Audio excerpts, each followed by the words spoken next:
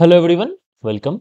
This is a very sophisticated strategy that I'm going to talk about in this video, and this is based on my own experience, you can say, and from also the students I have seen who have scored the most. For this last 7 days or 6 days, whatever you may call, some of you will have shifts on 22nd, right? तो किसी किसी का shift है 22 से लेकर 22 तक, और बाकियों का शिफ्ट है फ्रॉम लाइक लेट्स से 27, 28, 25, सो ये जो लाइक आपके अलग अलग शिफ्ट्स हैं, इसका मतलब भी अलग होता है. So what happens is usually in JEE, जिनका पहले शिफ्ट होगा उनके लिए थोड़ा स्ट्रेटजी अलग होगा, एंड जिनका बाद में शिफ्ट होगा उनके लिए भी स्ट्रेटजी थोड़ी अलग होगी.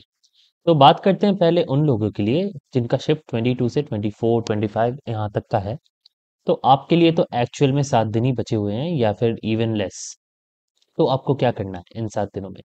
So you need to revise the important topics, and when I say important topics, what do I mean? तो मान लीजिए मैथ्स की अगर मैं बात करूं तो important टॉपिक्स में क्या हो जाएगा? एल्जेब्रा के जो सेक्शंस है, क्योंकि वो स्कोरिंग सेक्शंस है, लाइक बाइनोमियल थ्योरम हो गया, परमुटेशंस एंड कॉम्बिनेशंस हो गया, एंड देन क्वाड्रेटिक इक्वेशंस. बहुत स्कोरिंग चैप्टर है, एक क्वेश्चन तो आएगा obviously, right? And it's a scoring topic because वो जो एक क्वेश्चन आएगा यू ऑलरेडी नो वो किसके ऊपर बेस होगा.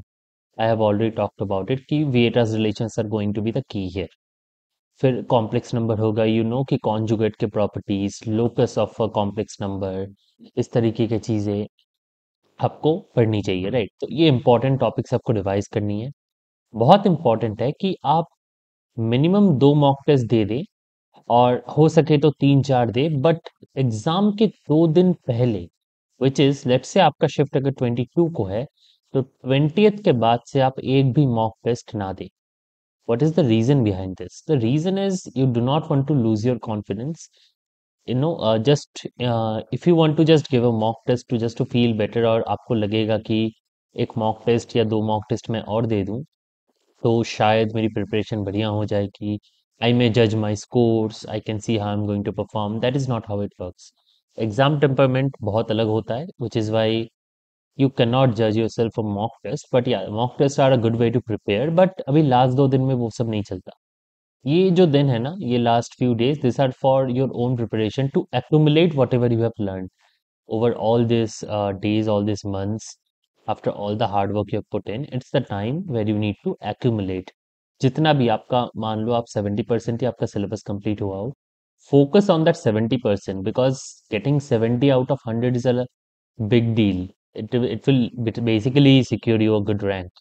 बट क्या होता है ना, ये 70% के चक्कर में आप एक्स्ट्रा 30% जो है, वो रेस्ट ऑफ द 30% भी आप कंप्लीट करने की अगर कोशिश करोगे तो ये ना 70 हो पाएगा ना ये 30 बन पाएगा.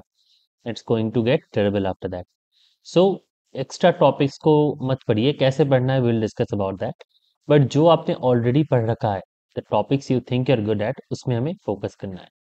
फॉर्मूला शीट्स आपको डाउनलोड करने के लिए मिल जाएंगी. तो do download the formula sheets. बहुत वेबसाइट्स हैं, बहुत जगह पे हैं. आपको अगर नहीं मिल रहा है, text me personally, I provide you the link of many such websites जहाँ से आपको शीट्स मिल जाएंगी, और उनको हो सके तो एक दिन जाके प्रिंट करवा लो आजकल के अंदर, एंड उनको अपने साथ रख लो. और ये जो फॉर्मूला शीट्स हैं, इनको like let's say 30 minutes every day सोने से ठीक पहले इसको रिवाइज करो. ठीक है, so that you make sure कि जितने भी फॉर्मूलाज हैं, because JEE Mains is all about formulas and speed, right? So do not forget to memorise and revise this formulas, because वहाँ पे आपको स्क्रैच से कुछ भी नहीं बनाना है. तो आपको अगर वहाँ पे पता चले कि चलो I want to find out कि इमेज ऑफ अ पॉइंट क्या होता है, right?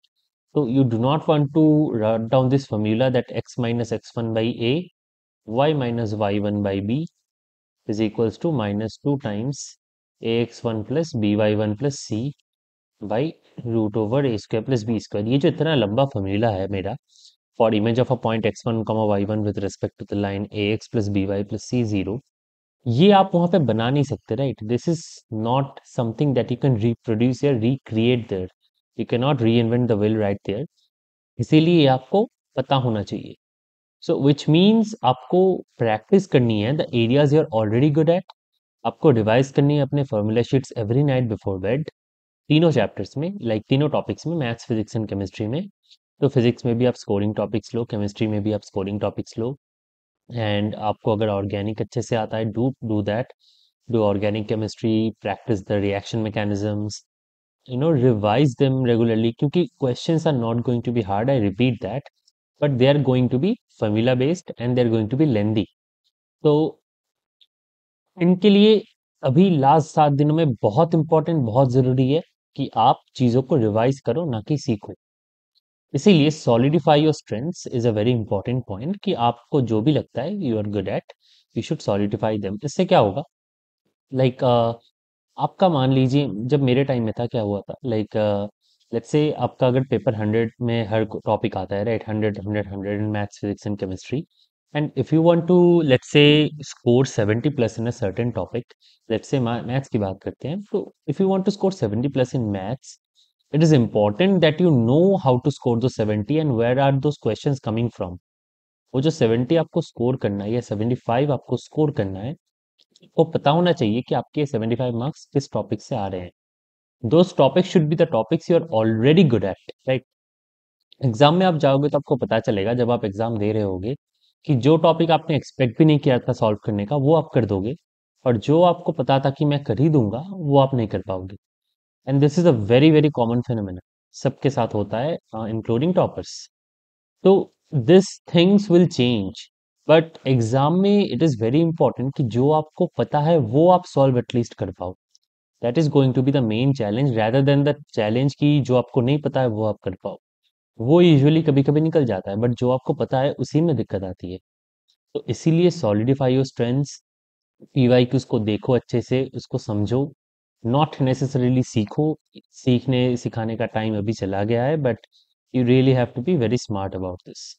So do not try to learn new topics, rather revise कीजिए, प्रैक्टिस कीजिए, और न्यू टॉपिक्स के बस फॉर्मूलाज देखिए, फॉर्मूलाज देखिए, सॉल्व्ड एग्जांपल्स देखिए। बैठ के पढ़ने की जरूरत नहीं है, क्योंकि it is not possible to revise a very good topic, if the new topic is something like statistics, ठीक है, you can do it, but if the new topic is something like magnetism, you should not do it, obviously।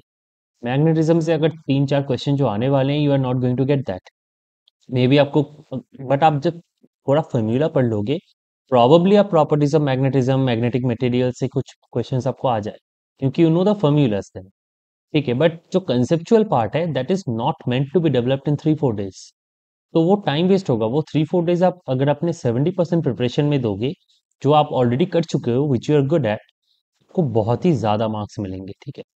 बात करते हैं जिनका shift late में है, इनके लिए ये लास्ट पॉइंट थोड़ा सा चेंज हो जाएगा, everything else remains the same.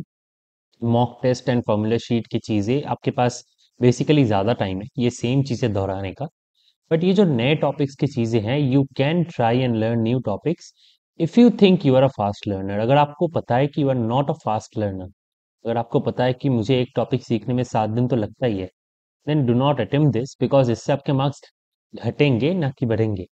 बढ़ाने के लिए क्या करना है, आपको उसी टॉपिक्स के फॉर्मूलाज देखना है, और उसके पीवाईक्यूज को, ऑलरेडी सॉल्व एग्जाम्पल्स को देख लेना है, समझना है, उसको दोहराना है, ना कि आपको उसको कंसेप्चुअली अभी बैठ के पढ़ना है। वीडियो से आप एक क्रैश कोर्स है या फिर वन शॉट का वीडियो देखो उसका, but do not try to go into depth of it. वो काम नहीं करेगा, trust me, because it is not the time. And वैसे भी you will have other attempts to give JEEs, you will have one more attempt, right, at the very least in April. So do not worry about the topics that have been left out, just make sure जितना भी आपने पढ़ा है वो आपका अच्छे से हो जाए। And this is going to be the main strategy, and do follow it. Formula sheet जरूर बनाइए, इंपॉर्टेंट फॉर्मूलाज को हर दिन सोने के पहले रिवाइज कीजिए, जिस भी एरियाज में आप अच्छे हो उसको सॉलिडिफाई कीजिए, एंड नए टॉपिक्स सीखने की कोशिश ना कीजिए, रैदर उन नए टॉपिक्स के फॉर्मूलाज को रिवाइज कीजिए, प्रैक्टिस कीजिए उसके कुछ problems using the formulas, and उसके सॉल्व एग्जाम्पल्स को अच्छे से देखिए। तो आई होप कि everyone is going to perform exceptionally well, whoever is watching this video। So do let me know after your exam कैसे आपने किया, कमेंट कीजिए या फिर ऐप के अंदर बताइए कहीं पे भी, बट लेट मी नो आपने कैसे किया। एंड आपको अगर एडवांस के लिए प्रिपेयर करना है, you can join the JEE Advanced or ISI-CMI course which will launch right after mains for 4-5 months. इसमें भी आपका स्वागत है and that should be all. Video देख के उतना टाइम वेस्ट नहीं करना चाहिए. You can go study now. Thank you again.